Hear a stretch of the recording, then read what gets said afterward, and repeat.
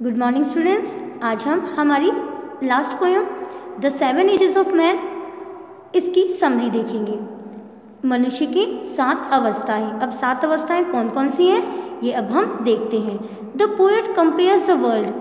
कवि जो है उन्होंने इस विश्व की तुलना की है to a stage in a theatre, theatre के रंगमंच के रूप में। And man and women to players, और मैन एंड वुमेन को मतलब मनुष्यों को इसका एकमात्र क्या माना है, पात्र माना है। ईच प्लेयर, प्रत्येक पात्र जो है, has his exist and entrance, उनका अपना ही आना और जाना भी यहाँ पर जिस प्रकार से रंगमंच के नाटक के अंदर होता है पात्रों का आना और जाना, उसी प्रकार इस दुनिया में भी प्रत्येक इंसान का आना और जाना रहता है। तो ये उन्होंने कंपेयर किया है। सिमिलरली साथ ही साथ man and women enter the world on birth. उन्होंने कहा है कि मैन एंड वुमेन जो है उनका जो प्रवेश होता है इस विश्व में वो जन्म के साथ होता है। And exit from A own death, और उसका गमन जो होता है, यहाँ से निष्कासन जो होता है वो उसकी स्वयं की मृत्यु के साथ होता है। मतलब आना जन्म के साथ और जाना मृत्यु के साथ होता है। जिस प्रकार से एक नाटक में होता है आना और जाना, तो इस दुनिया के नाटक में जन्म और मृत्यु आने और जाने का माध्यम बताया है उन्होंने। They come to this stage play their different roles, और यहाँ पर वो लोग इस स्टेज पर, इस रंगमंच के ऊपर अपने अलग अलग भूमिकाओं को निभाने के लिए आए हैं। एंड बिड गुड बाय, और उसके बाद अलविदा कहकर जाने के लिए आए हैं। भाई आए हैं तो जाएंगे, तो रंगमंच पे इनका आना, अलग अलग भूमिकाओं को निभाते हुए उसके बाद अलविदा कहकर जाने का ही कार्य उनका, भूमिका उनकी उन्हें यहाँ निभानी है। ये कवि हमें बता रहे हैं। दीज पार्ट्स, एक्ट्स और स्टेजेस आर नॉर्मली 7, और उनकी ये जो भूमिकाएं हैं जो इस विश्व में, इस दुनिया में उनको अपने जीवन काल में बितानी है, उसकी 7 अवस्थाएं कवि ने बताई है। तो देखिए 7 अवस्था कौन सी हैं। The birth of a child is the first act of the drama of human life. तो ह्यूमन लाइफ की सबसे पहला जो अवस्था है वो एक बच्चे के रूप में उसका जन्म है। The human baby cries and vomits in the nurses arm, और अपनी इस अवस्था में वो नर्स की, अपनी दाएं माँ की भुजा के अंदर रोता है और उल्टियाँ करता है। इस प्रकार की भूमिका वो निभाता है। तो पहली भूमिका एक शिशु के रूप में रोते हुए और उल्टियाँ करते हुए वो निभाता है। सून ही स्टार्ट गोइंग टू स्कूल, दूसरी अवस्था उसकी होती है जब वो स्कूल जाने लगता है। He has a shining face and carries A bag of books, उस समय वो बहुत ही चमचमाते हुए तरोताज़ा चेहरे के साथ अपनी किताबों के बैग को लेकर स्कूल जाता है। He goes to school unwillingly, उस अवस्था में वो जो भूमिका निभाता है उसमें बिना इच्छा से वो स्कूल जाता है। क्रीपिंग लाइक ए स्नेल, और बिना इच्छा के जाता है इसलिए एक स्नेल की भांति रेंगता हुआ धीरे धीरे स्कूल में जाता है। This is the second act of his life, और यह स्कूल जाने वाले बच्चे के रूप में उसकी जीवन के दूसरा महत्वपूर्ण भूमिका होती है। द थर्ड रोल, और तीसरी भूमिका जो उसे निभानी होती है वो होती है he plays is of A lover, एक लवर के रूप में इसे वो निभाता है। The young lover science like a furnace, और ये युवा लवर जो है, प्रेमी जो है, वो एक भट्टी की तरह गर्म रहता है, आहें भरता है। And sings some mournful song praising the beauty of his beloved, और अपनी प्रेमिका के लिए, उसकी सुंदरता के लिए उसकी प्रशंसा करते हुए एक दुख भरा गाना भी गाता है। मतलब दुख भरे गाने गाता रहता है अपनी इस तीसरी लवर की स्टेज में। The fourth stage is that, और चौथी अवस्था उसकी जो होती है वो होती है ऑफ ए सोल्जर, एक सिपाही के रूप में।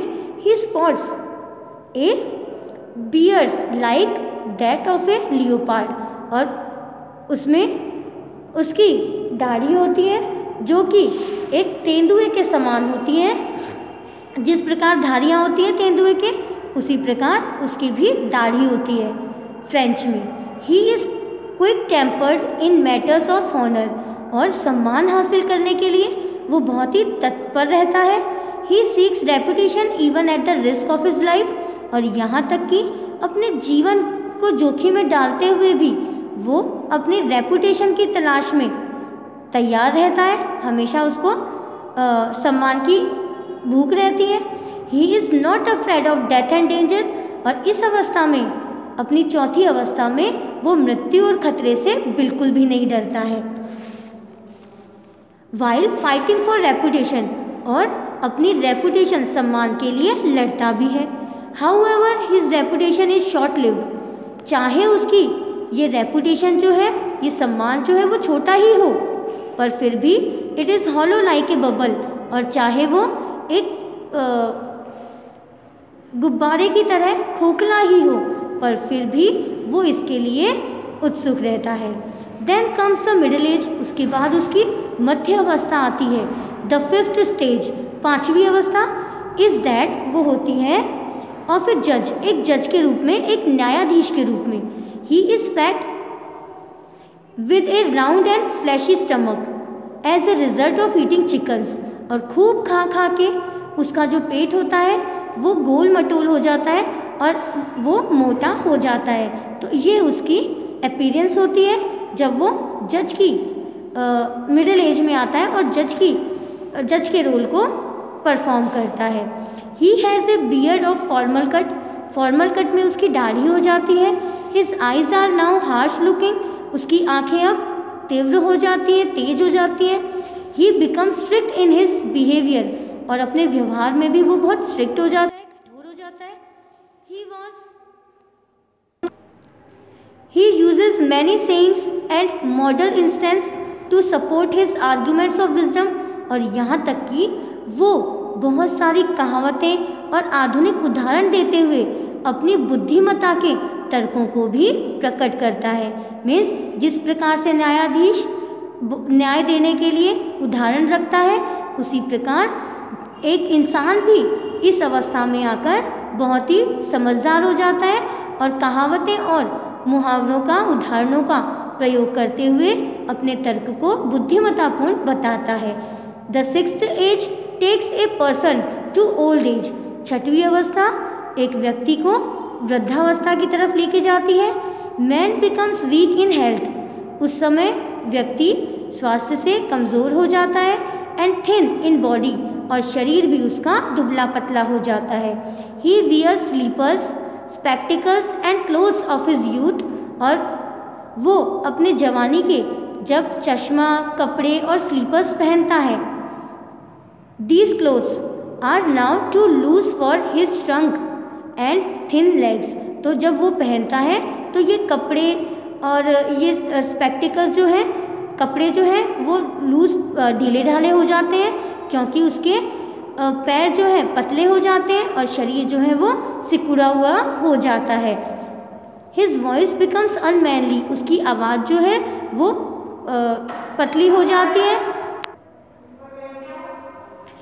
ही पाइप्स एंड विजल्स, और उसकी आवाज़ में पाइप और सीटी की सी आवाज़ सुनने लग जाती है।